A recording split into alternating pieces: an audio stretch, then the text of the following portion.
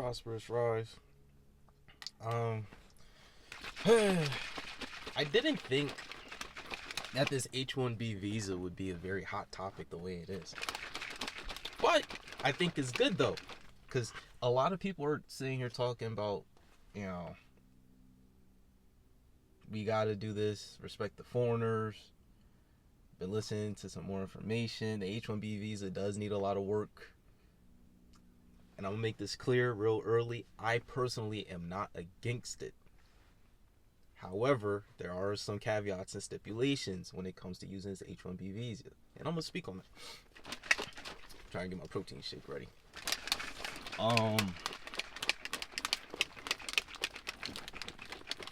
The first thing is that people talking about these H-1B visas that are for it and are not understanding where like the die-hard Americans are coming from are missing a lot of context.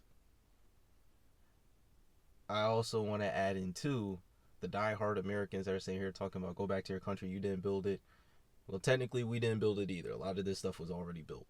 It's not like this is any grandioso stuff that was already built. These square buildings with these points on top. I mean, you do enough historical research, you end up seeing, oh, there were great structures that were already here, again, long before colonization, that looks way better than what we have produced to this day. For the most part. Don't get me wrong, we got some good structures being built, but yeah. Anyway. The context that people are missing out on is this.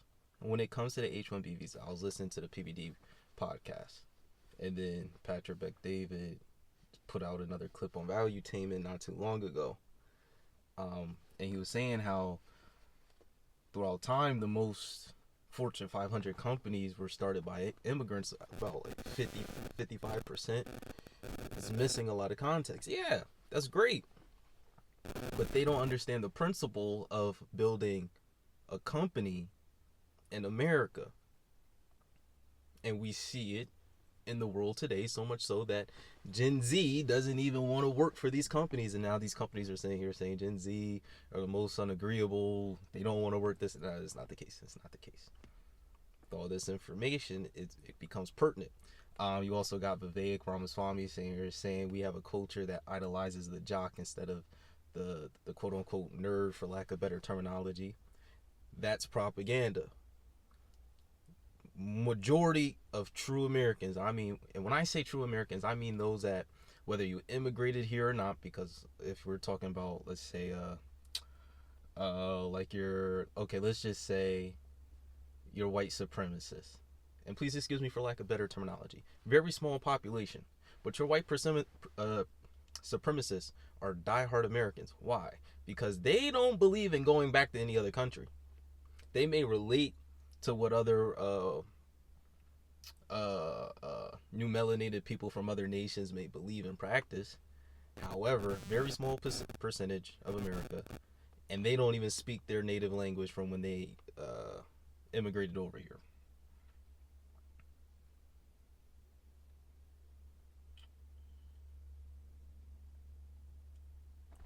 With that said, a diehard American knows usually in America, the jock is also a very knowledgeable person. And not just knowledgeable, I mean very, very intelligent. It's the politics of America and the propaganda of America where we end up seeing these athletes get paid millions of dollars that can't read the labels off of a can of SpaghettiOs. That's politics.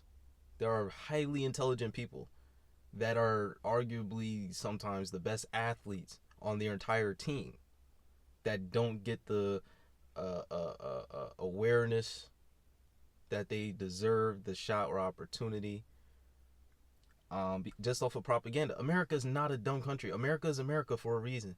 It's been set up the way it's been set up for a reason. I try to, when I moved down to where I'm at today, I was talking to my mom's boyfriend, who might potentially be my stepfather. Yeah. Um, and I was telling him, like, I love guns and whatnot, but the guns I love the most, I may arguably never shoot. I may practice with them, yeah, of course, but I mean like carry them and use them for daily protection. That may never happen. Why? Because I understand your best tool is usually kept on reserved. You don't want your best soldier in the front line. You don't want that. That's poor war tactics. The average person doesn't look at daily life in the perspective of war. And it's not to sit here and say we're all soldiers, this, and the third, but I'm going to get all into it. Building America and building a company in America, usually when you hear these stories about these companies being built from the ground up by people whose ancestors have fought, lived, and died for these lands and don't plan on fighting ever for any other country, they don't even want their bloodline later on down the line fighting for another body of land.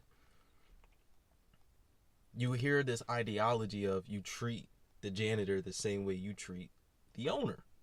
Why? Because when you're building a company from the ground up and you're doing every job genuinely, you're not just the creator, you're arguably the advertiser, you're arguably the financialist, you're arguably the cleaner as well, because you got to keep your workspace organized. You wear more than one hat before you start outsourcing. In the modern day, we don't see that. A lot of the times you get these loans and then you can start paying people to fill in roles that you don't do yourself or have never learned the importance of yourself. That is the epitome of what we're seeing today. Yes, a lot of these immigrants have sat here and said, "Oh, I built this company. It's a major company, this, that, and the third." But hey, you didn't start grassroots, and this is what that small secular people that's like, "Hey, go back to your country," is really hitting on. Whether they know it or not, these are the principles. Now, touching on Vivek Ramaswamy comment, we have a culture that praises the jock instead of the nerd. That's propaganda. We have a country that praises the one that can do a lot and is capable and competent of a lot. We don't just praise the athlete. We have people in Congress, people that have done great things, who I believe that have become presidents, that were very competent and were also highly intelligent. That's propaganda. And it's not sitting here saying, "No, that's conspiracy. America doesn't run propaganda." Yes, the hell it does. We have clauses that allow America to run propaganda in other countries, which is why people come over here with shitty perspectives on certain groups of people. And we're not going to sit here and act like this isn't the case. If you want to sit there and act like that, okay. But we know for a fact people come over here with preconceived notions on certain groups of people, how people are portrayed in the media. It's the stereotype all black people are killers, gangbangers, and hypersexual. That is not the case. It's not the case. Just because I'm black and I grew up in the hood doesn't mean I'm a drug dealer, killer, murderer. I don't have ambition. I'm just trying to slide down everything that's walking past me. You come to find a lot of us are highly intelligent, very disciplined. Don't get into the BS. We even have amendments in our own writings, in our own rules and guidelines that actually allow America to run propaganda and even outright lie to Americans. Why? Because we no longer live in a time now where we can sit here and assume majority of Americans aren't from another country that may be trying to aren't from other countries that are acting as what we call sleeper cells. The everyday person isn't thinking about this stuff. It's up to the government to think about this stuff. Where the everyday person wants to get up, spend their money, make their kids happy, go to the park. The people that are sitting here protecting this nation are sitting here having to think about, yeah, at any given time I go to the bank and I see somebody from a foreign country, I may be the one that has to sit here and say, are you really for this country before it even gets up the chain? The everyday person will come across this person before any elected official does. Yeah. Here's my notifications. I have daily reminder notifications. This is my breakfast. Oh yeah, this is my it is a nice creatine and protein mix. I'm gonna start slowing down on this stuff. My body is on a waste treatment. I got a lot of protein, excess protein in my body. I've been trying to stack up some more weight. Now I'm in my adult body per se, but yeah, I might slow down. We'll see.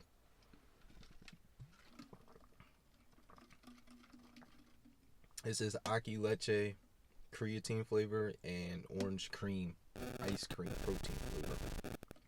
I like the mix. I honestly think the orange cream needs to just be drank by itself, but I'm in recovery mode. I like the creatine.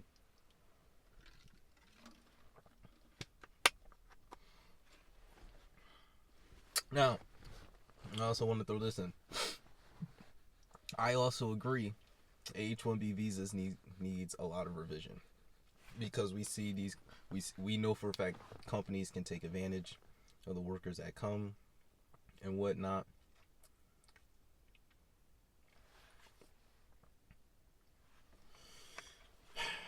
And we can sit here and try to make it about qualifications, but it's not so much that these people that are getting these visas are all qualifying for the highest ranked positions in these companies. That's not the case. We have people here in America that are more than capable, more than homegrown, and a lot of times we talk about you need to be pre-educated, this, that, and the third. We can honestly say 97% of all jobs are actually learned once you are in the job. When I say actually learned, I mean all the studying and prerequisite stuff. You know, it's like, okay, I worked with nurses for the last couple of years. I've sat in nursing classes. I was a biological science major on a pre-med track. So I've sat with future doctors, future nurses. I did 2 full years. By the time you get to the second year, you start seeing the nurses branch off to do other classes. And then you keep going on. If you're on the pre-med track to be a doctor, go to med school, whatnot, you keep going on with the class course that was set for you. But when you're comparing these schedules and these classes you got to take, the nurses, by the time they get into the nursing field, they're not using 95% of the stuff that they learned. Even down to the calculus to a good degree. And then being in the medical field, working in the medical field. You can ask nurses. And I'm not just asking nurses that have been there for a year or two. No, I like speaking to people. I can talk to anybody if they're 95 or if they're 2. You can learn something from any and everybody to a good degree. Whether it's of grave importance, that's another conversation. But I'll ask people that have been career nurses, 15, 20, a great handful of nurses that have been there for 30 plus years, and I'll sit there and tell you, I took these classes. They made us go back to school, take these classes. Sometimes they didn't even have to go back to school to take certain classes, and they still don't use the information. A lot of it, you learn majority of the job once you're in it. I tell you for a fact, just trying to get into the environment for what I want to do for my life, and I'm not saying I'm there yet, but I am saying I'm putting my best foot forward to get there. Shoot, opportunities are showing to be real good, and I'm doing really great for myself. I am my biggest critic. I'm hard on myself, and a lot of times I don't take the moment to sit back and say, dang, Jay, you did a lot of what you said you wanted to do. I've been in environments that people are willing to scratch, claw, and backdoor their own friends to get in the environment to be in. I think that makes sense. I've been in environments that people will do dirty things to get into, and once they get there, they hate it. I make the snarky remark of, you don't want to listen to me. I don't know if you would want to listen to me. I scrub toilets for a living. Yeah, I scrub toilets for a living, but I wanted to. It's a different perspective. A lot of people don't want to scrub toilets as an entry-level job. No, I wanted to. Because just because I was scrubbing toilets doesn't mean that wasn't at the same level that everybody else is at. A lot of people wanted to get into these environments, and they went about it at going, hypothetically speaking, saying they're going the full route of going to school. They did all 4 years. They're locked into a degree. They got all this debt. They weren't fortunate enough to really assess their situation. They paid all this money. They're in a job that they no longer like, which is a plight for a lot of people today. They're in an environment that they thought they would like, but had no idea that they actually wouldn't like at all, but they got to stick it out because it's not in their best interest to start over again. And while they're there with this title, yeah, I'm a doctor, this, that, and the third. Yeah, I'm a nurse, this, that, and the third. I'm a toilet scrubber making the most of my situation. I'm still seeking information. I'm still having the conversations that are more than pertinent to the conversations majority of people are having today.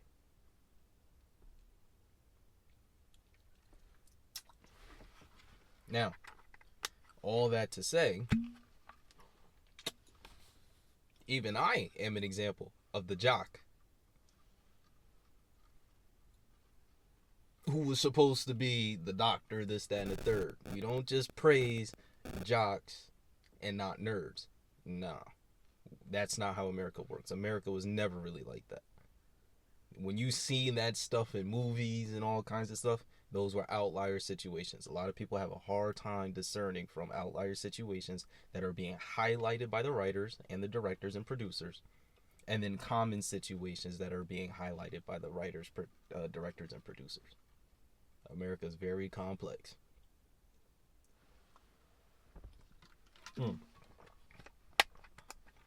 I don't know if I'm going to edit this. I think I'm going to just leave it as a full clip.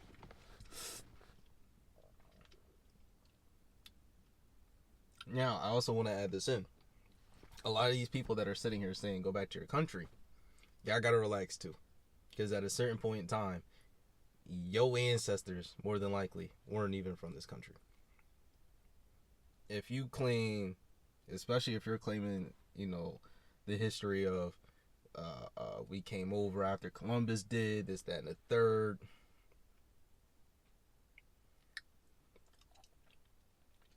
You gotta relax.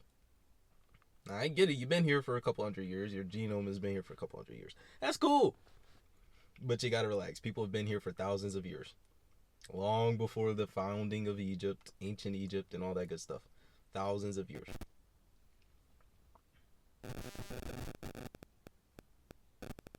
Now, this caveat, I want to double back into something so it all comes back full circle. And this is where I think there's going to be much more rift. I didn't think it would be a rift, but there's going to be a lot more rift.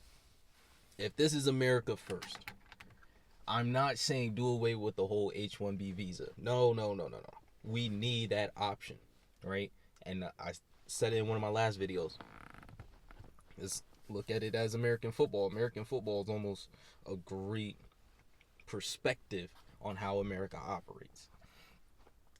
And it's almost like a great metaphor of how America operates. You want to be able to source to the free agency. You also want to be able to source to unknown sources. You want that level of reach. However, when you got something that's coming directly to you and something that's homegrown, you want to cultivate that to be better. And sometimes you have to sit back and say, hey, we've had immigrants coming in for the last 20, 30, 40, 50, 60, 70, 80, 90, 100 years. We have a diverse pool of children and youth today that are misled, and we're still talking about bringing in more people. Hold on. Screw the jobs. The jobs are still going to be here. Let's get these kids right, because our genome is going to knock itself off because we can't get our repopulating numbers up.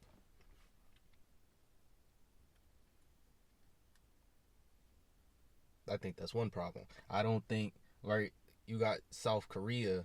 I think they're still number one for a declining population. I don't know what their immigration status is, but there's definitely a behavioral thing and a cultural issue going on there to where the young men and young women can't seem to meet. in America, we have an immigration situation and a cultural and a behavior situation going on. And our youth still aren't meeting. And if they're meeting, it's not long lasting, and it's to the point to where people are now saying, I'm just opting out of having children.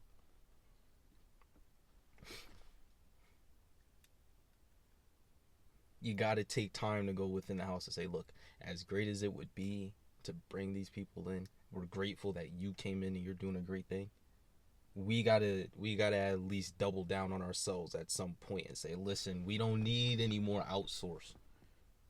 Right? It's like the principle of too much of anything is a bad thing. You don't want to get greedy. Yes, you want to stay competitive. But we have so many generations of immigrants that are here right now.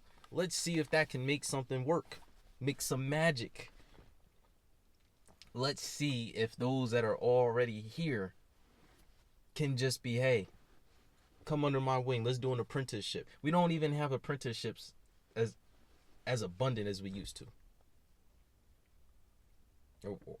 Why? Because we have this whole school system, and even so much so the school system isn't doing what we thought it would be doing. Why do we have all these issues and the school system is so great? All right, so now let's tie this in. So you got all these, let's bring it back full circle. And shout out Amos and Wilson. I'm always credit him, because once he said it, it really opened my eyes to a lot. I was already aware of a lot of things, but I was coming down this path, but I just didn't know how to put it in words. Right now, as a human species, we are suffering from a Venn diagram of problems, and all the circles are of different sizes and depths, and we cannot see where they all intersect, which is weird. And they all intersect at one point. So if we're going to tackle problems, it's a lot of problems that we're going to have to address and find out where they all meet. So to bring it back full circle, you have all 50 to 55 plus of these Fortune 500 companies were started by immigrants. Okay, cool. They don't start with the culture of you respect the janitor the same way you respect the founder. You don't have that. And we know that when you listen to people from other countries and they're saying, hey, this is how we're being treated in our workspaces. That shit. We know for a fact India doesn't treat their employees right. China doesn't treat their employees right. We know for a fact in China, these people are being worked so much that they're building nets as opposed to actually saying, hey, take some time off. Money ain't everything. Because people are jumping off of buildings and committing suicide. Employees. It's not like a hospital and its patients committing suicide. That was a wild thing for me to witness too. Well, I'll get into that another time. Not so much witness but experience, but that's another conversation for another day. When you have that principle of you treat the janitor the same way you treat the founder, you start to understand that money isn't everything. So where you have a Jeff Bezos, hypothetically speaking, because a lot of people look at net worth and they say, whoa, you got all this money. That's not necessarily true. You can have trillions of dollars and really only profit about $1 trillion. Now, these people aren't in the trillions of dollars, they're in the billions. A lot of that money gets reinvested back into the company. All right, cool. But say you got millions of dollars in profit and it's not getting invested into the companies. Like I just came across some information. I don't know if it's true or not. It might just be speculatory, but the World Economic Forum is talking about carbon footprinting, and that's going to be another form of currency, which is the dumbest thing in the world because they're talking about carbon footprinting, but they're getting these mega yachts, private jets, mega jumbo planes for just their own people. Talk about a massive carbon footprinting.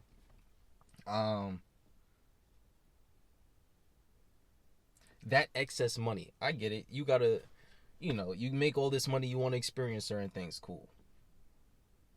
But after a certain point, you've been experiencing mega yachts. Let's hypothetically speaking, you've been experiencing mega yachts for 10 years. A mega yacht is still a mega yacht when it's all said and done. You might get some new tiles in the bathroom.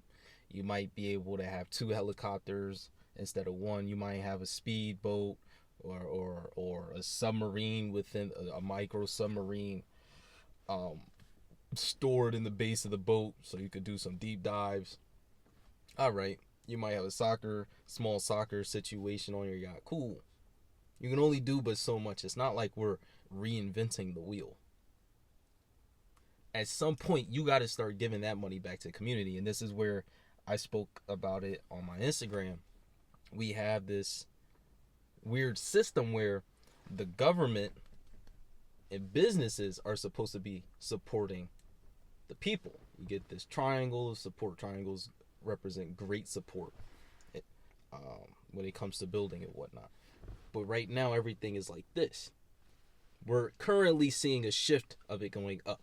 But right now, it's like this. And the people are supporting the government and businesses. So much so that the people are paying outrageous amounts of taxes. And so much so that people are now being considered, or governments and business owners are trying to get people to work until they're 70, and taxes and cheap labor. Shit is crazy. Point is, we know this is true because a lot of these companies, and not just companies, schools, because schools are still companies, they get paid, right? Like your Yales, your Harvards, your UConns, they're taking up these large bodies of land and they're acquiring resources. You got to divvy that resources back to the people.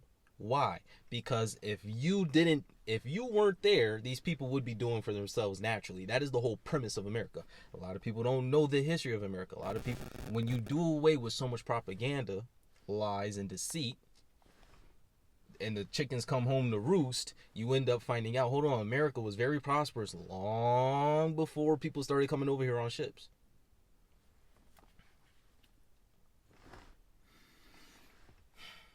People would be doing for themselves. And this is where you get the whole issue with the small businesses, and it's no coincidence, right? Shout out the universe, there are no coincidences. Where you have the whole Democratic party talking about these small business loans. We love our small businesses, this and that.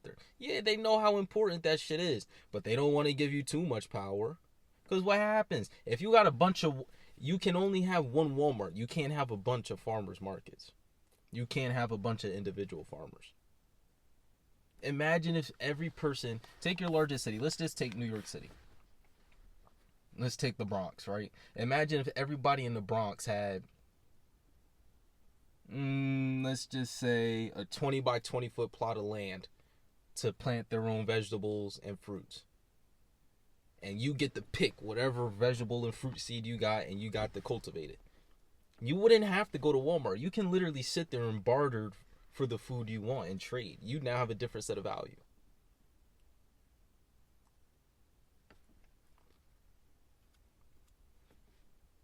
Somebody stop me if I'm wrong. I'm not above reproach, but I'm pretty sure that's how this shit works. I started a small business myself, and you don't need a mega business to understand the principles of business and trading and bartering. You really don't. They operate on the same principles. It's just the scale of which resources and work expenditure and time is used and expended. And we can't sit here and say, no, companies don't give back. They don't have to. All right, you don't have to, but then we end up seeing what we see today. And the best companies that last a long time, that give back, the companies that give back usually last a long time. There we go. I got a lot going on in my head. I'm trying to get it all out for you. Like I said, I'd rather be in my own world because I understand this. I understand everything I'm seeing to a very great degree. Is why I call myself a consultant. A lot of people treat me as a consultant. At this point, y'all gonna have to start calling me consultant, and y'all gonna have to pay me as a consultant. Yeah. Prime example of this. Let's take Texas. What is the issue? We sit here talking about we praise the jocks. Well, there is some merit to it. If you want to give some merit to the propaganda, okay, let's give it to it.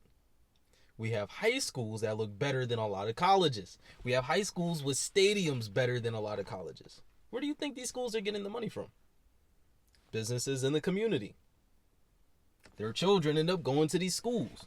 We have schools with literal food courts better than a lot of colleges. I was at UConn, right?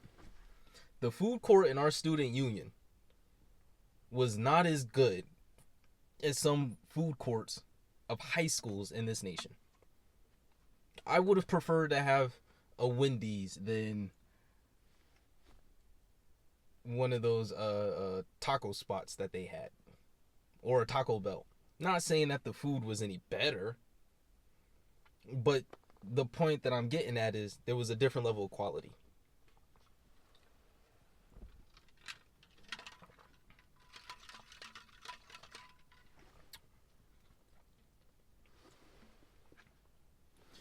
Even in our own government, we don't see these politicians actually giving back in the form of grant. See, politicians will sit there and say, oh, I donated. I do a lot of philanthropy. Everyday people aren't stupid. They know that money goes right back to your politics. There's loopholes written into the system for that money to come right back to you. When you grant money, you don't get that back.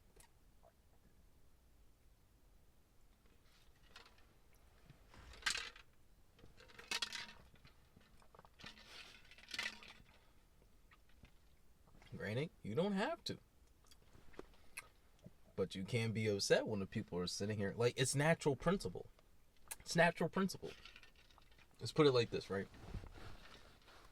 Take the animal kingdom. There's a nice lion pride. 10 males, 10 women. This 11th male shows up. But he's not the natural lion. Right? He happened to be captured somewhere during his growth process and sheltered, taken care of, and he was given prosthetic teeth. Sharper prosthetic teeth than his natural teeth. So he has an advantage. Alright. Still gotta fight and put up like the rest, but his tooth cuts a little sharper. So he has more of an advantage on killing his prey. That's cool.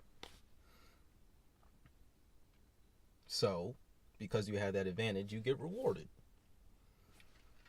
What you kill, instead of keeping 30%, you keep 50%. We'll divvy up the rest. That's a sturdy deal. But what happens instead of you keeping 30, you do all these kills on your own, right? And you're accomplishing, because lions don't always hunt in packs. They sometimes get busy on their own, right? When you go back to the pack, you say this is 50%, but it's really 20%.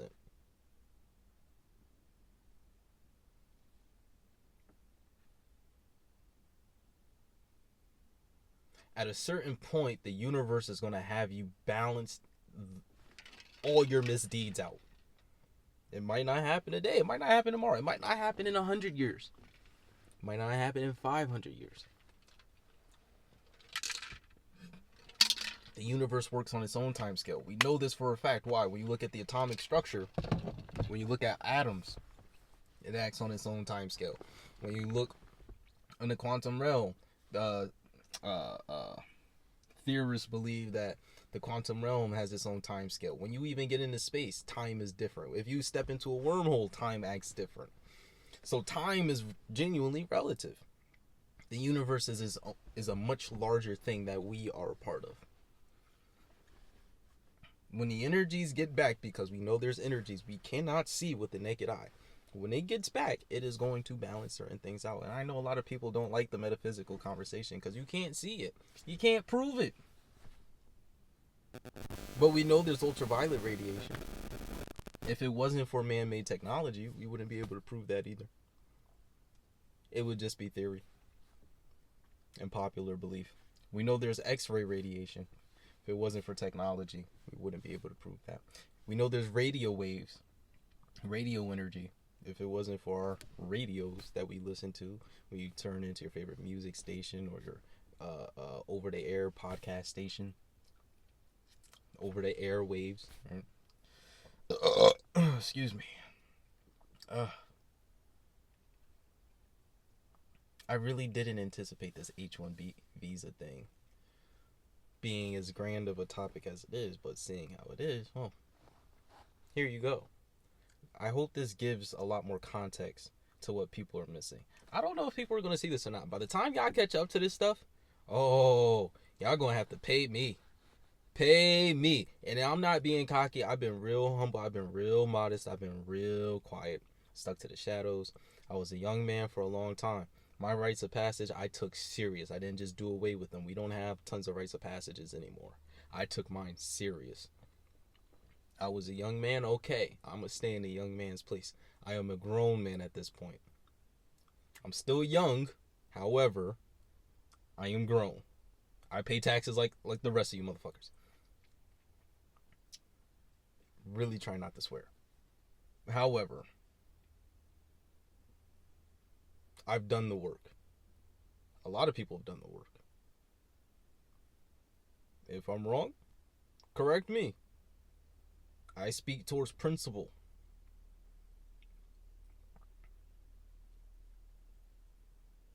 Y'all gonna have to start paying me. Oh man, this isn't rocket science. People know this stuff, but the average person doesn't know this stuff. I guess I'm not average, humbly speaking. I've always liked to see myself as the average person. I guess I'm not average. Alright, this was fun. I want to get me some breakfast. Just over a half hour. I don't want to go too long. So, y'all can add me. This is going to be on YouTube. However, you can also add me on Instagram at vb.o.m.experience. Yeah, you get just parts of my life, parts of my personality, things of that nature. I do a lot of work behind the scenes, whether it's research, conversating, shaking hands, looking at documents, piecing puzzles together with proper context. Try to be in as many groups as I can be in. Work out, as much as I strengthen the mind, I have to strengthen the body. But as much as I strengthen the body, I have to callous my will. Yeah, tap in with me. This was fun. Early morning. Yeah. Ciao.